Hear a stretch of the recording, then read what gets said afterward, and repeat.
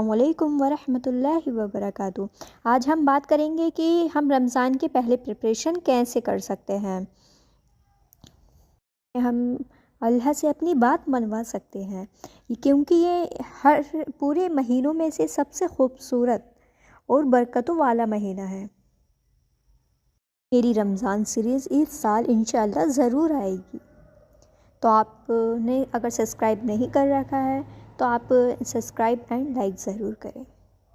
महीना बहुत ही ज़्यादा बरकतों वाला है, तो हमें इसकी पहले से ही प्लानिंग करनी चाहिए ताकि हमारा वक्त फ़ालतू चीज़ों में बर्बाद ना हो।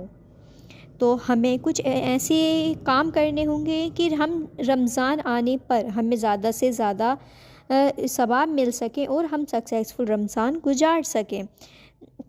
सबसे पहली चीज़ कि उसमें आप अपने आप से पूछिए कि इस साल आप रमज़ान में ऐसी कौन सा गोल है जो आप अचीव करना चाहते हैं। And write down your goal for Ramzan. For example जैसे कि आपका ये गोल हो सकता है कि आपको इस साल कुरान पढ़ना है, कंप्लीट करना है, और आपको अल्लाह के 99 नेम्स याद करने हैं, और आपको नमाज विद मीनिंग समझनी है, या आपको कोई नई सूरह याद करनी है विद तर्जुमा।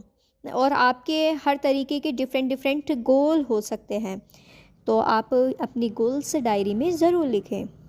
जब हम चीज़ें लिखते हैं तो हमारे दिमाग में एक सेट गोल होता है कि हमें वो पूरा करना है। कि लिखने में बड़े बड़े गोल बहुत आसान होते हैं पर उन्हें अचीव करना मुश्किल है। फॉर एग्ज़ाम्पल जिनको स्ट्रगल होती है 5 वक्त की नमाज़ पढ़ने के लिए, तो आप अपना गोल ये भी सेट कर सकते हैं कि इस साल रमज़ान में मैं एक भी नमाज मिस नहीं करूँगा या करूँगी। एंड आप अपने आप से पूछिए ऐसी कौन सी चीज़ है जो आप रमज़ान में करना चाहते हैं। एंड क्योंकि ये किसी से कंपटीशन की नहीं है, और ये आपको अपने आप को बेहतर बनाने की कोशिश करनी है। और सेकंड मेक अ दुआ लिस्ट। जैसे आप रमज़ान शुरू होने से पहले आप अपनी दुआ लिस्ट या दुआ डायरी तैयार कर लेंगे तो इंशाअल्लाह ताला आपको बहुत ज़्यादा फ़ायदा होगा। कई बार ऐसा होता है कि तहज्जुद का वक्त है, सहरी का वक्त है, या फिर जस्ट इफ्तार से पहले का वक्त है, उस टाइम पर आपका दिमाग बिल्कुल नहीं चल रहा है, तो तब आप ये दुआ लिस्ट आपको बहुत ज़्यादा यूज़फुल होगी। आप सर्च कर सकते हैं गूगल पर, यूट्यूब पर, कुरान की बहुत सारी दुआएं हैं, या हमारे नबी सल्लल्लाहु अलैहि वसल्लम बहुत खूबसूरत दुआएं किया करते थे। आप वो वाली दुआओं को अपनी डायरी में लिख सकते हैं और पढ़ सकते हैं।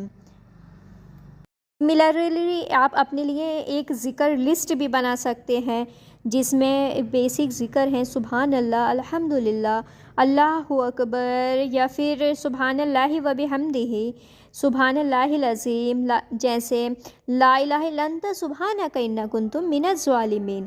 इस तरह की अपनी ज़िक्र लिस्ट तैयार कर सकते हैं विद मीनिंग।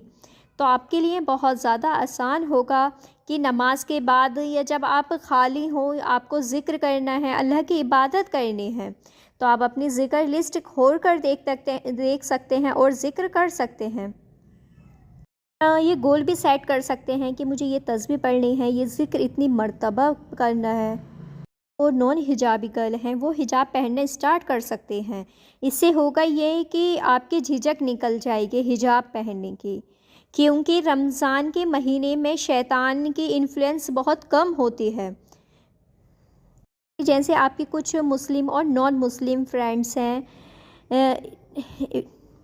वो सोचेंगे कि रमज़ान चल रहा है तो इसलिए बांध रहा है, पर उससे आपकी आदत पड़ जाएगी और हिचकिचाहट दूर हो जाएगी।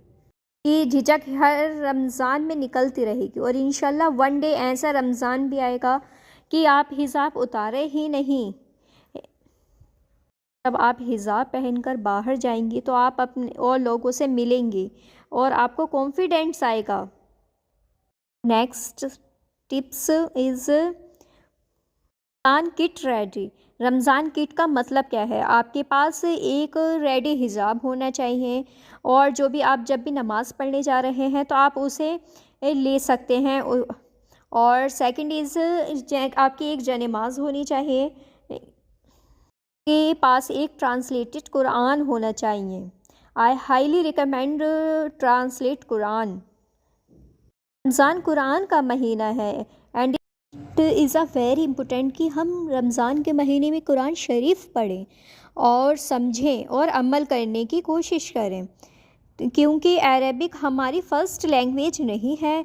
हमें कुरान को समझने के लिए ट्रांसलेशन की ज़रूरत है, उसे तर्जुमे से पढ़ने की ज़रूरत है। अगर आपके पास ट्रांसलेटेड कुरान ऑलरेडी नहीं है तो आप रमज़ान शुरू होने से पहले आप ट्रांसलेटेड कुरान ले आएँ। इसलिए आपके पास एक तस्बीह होनी चाहिए, या फिर काउंटर तस्बीह या डिजिटल तस्बीह आप अपने पास रख सकते हैं। एंड जाते हों या घर पर भी हों या ऑफिस जाते हों, आपके पास तस्बीह होनी चाहिए कि आप अपनी ज़िक्र लिस्ट में से जितने भी ज़िक्र है उसको ट्रैक कर सकें। इज़ कैलकुलेट अ ज़कात। अगर आपने ज़कात अभी तक नहीं दी है या फिर आप रमज़ान में ही ज़कात निकालते हैं तो आप अपनी जारी ज़कात को कैलकुलेट कर कर रख लें हैं। पहले से ही सोच लें कि हमें इतनी ज़कात इसको देनी है, किस किस को कितनी ज़कात डिस्ट्रीब्यूट करनी है।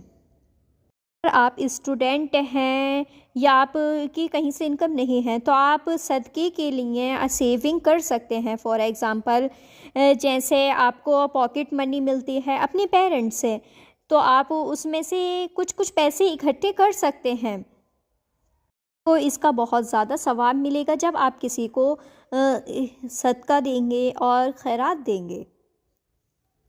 बहुत छोटी छोटी सी चीज़ें हैं कि आपको सेविंग रमज़ान से पहले ही करनी होगी ताकि आप रमज़ान में उसे सदक़े में दे सकें। अपनी ईद की शॉपिंग, ईद आउटफिट पहले से ही तैयार कर लीजिए। ईद की तैयारी आखिरी के 10 दिन से शुरू होती हैं, पर रमज़ान के आखिरी दिन और 10 रातें बहुत ज़्यादा इम्पोर्टेंट होती हैं।